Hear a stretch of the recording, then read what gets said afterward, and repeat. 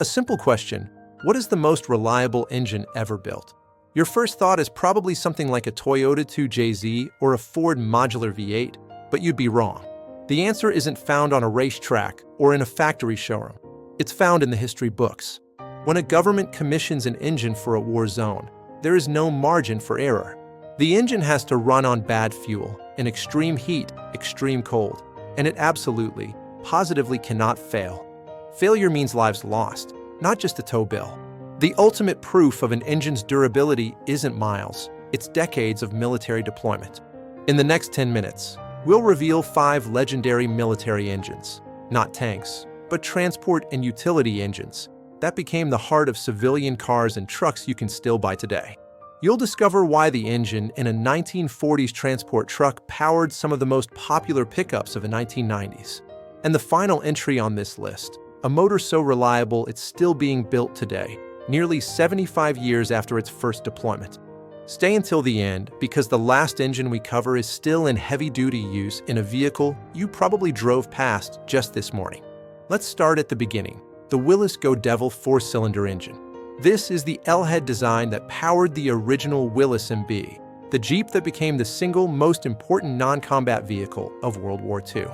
When the US military needed a light, four-wheel drive utility vehicle in 1941, the engine had to be simple, durable, and easily maintained by soldiers with minimal training.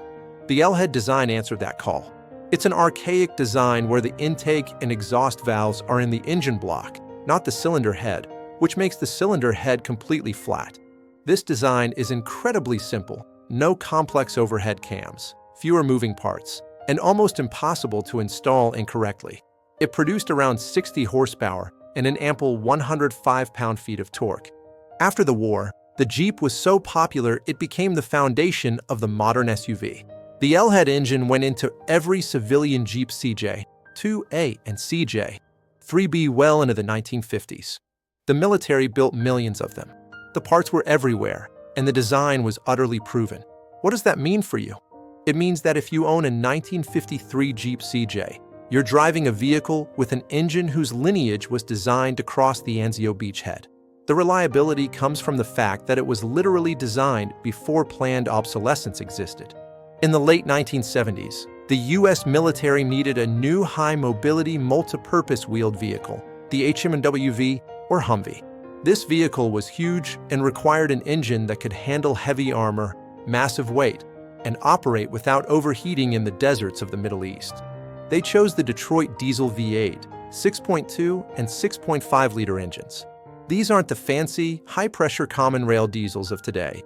They are indirect injection iron block V8s.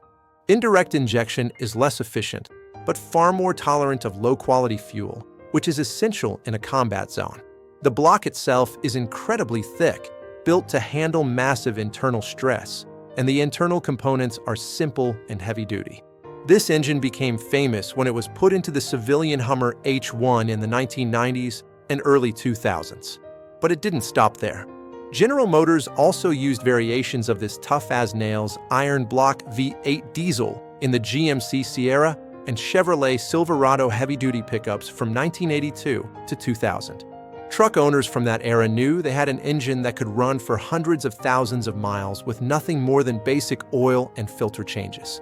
The durability of a military-spec block, now hauling your boat or trailer. Next is a legendary engine with perhaps the most devoted following, the Jeep 4-liter inline-six. This engine's direct lineage can be traced back to the engines in military support vehicles of the 1960s and 70s. The inline-six configuration itself is inherently balanced, which reduces vibration and wear.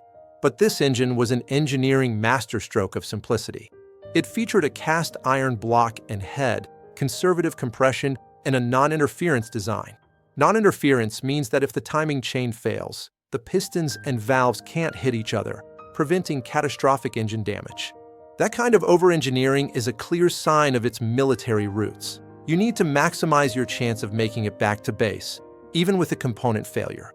This 4-liter engine was the heartbeat of the civilian Jeep Cherokee and Jeep Wrangler from 1987 all the way up to 2006. Mechanics and off-roaders still revere this engine. They report that the engine could reliably achieve 300,000 to 400,000 miles with nothing more than routine care. It's tough, it's low-tech, and it's the definition of bulletproof. When we talk about heavy duty, we have to talk about the Cummins B-Series 5.9-liter diesel engine. Though Cummins is an independent manufacturer, this engine became famous after powering countless military vehicles that needed extreme torque and reliability. The 5.9L B-Series is a straight-six turbo diesel, a design famous for its simplicity and huge displacement.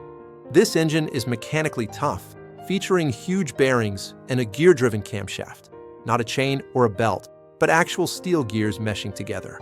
If you want a maximum durability, you eliminate timing belts, which are a required service item. This gear-driven system is designed to outlive the rest of the truck. In 1989, Chrysler introduced this motor into their civilian Dodge Ram heavy-duty pickup trucks. It immediately changed the landscape. Owners realized they were buying a truck with an engine designed for industrial-grade, continuous-duty military operation. The fact that an owner could reliably chip or modify these engines to produce over 400 horsepower is a testament to the fact that it was massively understressed in its stock civilian form. It was truly built for a different kind of war. The final entry is arguably the most successful and longest-running military engine adaptation in history, the GAZ 21/24 series engine. This motor originated in the Soviet Union in the mid-1950s. It was designed to power military staff cars and light transports in an environment where maintenance was done under field conditions, parts were scarce, and the climate was unforgiving. It's an inline four-cylinder with an iron block and iron head.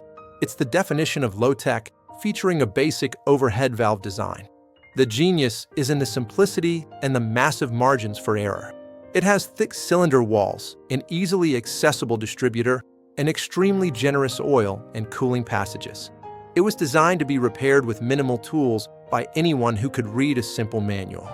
This engine became the base for the motors used in the most famous Soviet civilian vehicles, most notably the Lada Niva and the UAZ Hunter. The Niva, introduced in 1977, is still in production today and still uses an updated version of this same basic engine family. That means this engine platform has been continuously deployed and manufactured for well over 60 years. No other engine on this list can claim that kind of service record. The engine is simple, reliable, and refuses to die. So, the next time you hear a manufacturer talking about their cutting-edge engine, remember this list. The most reliable engines are those that were designed not for performance or efficiency, but for survival. They were engineered by committees with military-grade requirements, not by marketing teams. They use simple, proven components executed with massive margins for stress. The fact that they still exist in civilian vehicles is the ultimate measure of their quality. Which of these 5 legendary engines do you think has the best reliability story? Drop a comment below, especially if you've owned one of the trucks or Jeeps on this list. I'd love to hear your mileage. Hit the like button if you learned something about the incredible history behind these simple engines, and make sure to subscribe for more content that cuts through the marketing hype to show you what truly lasts.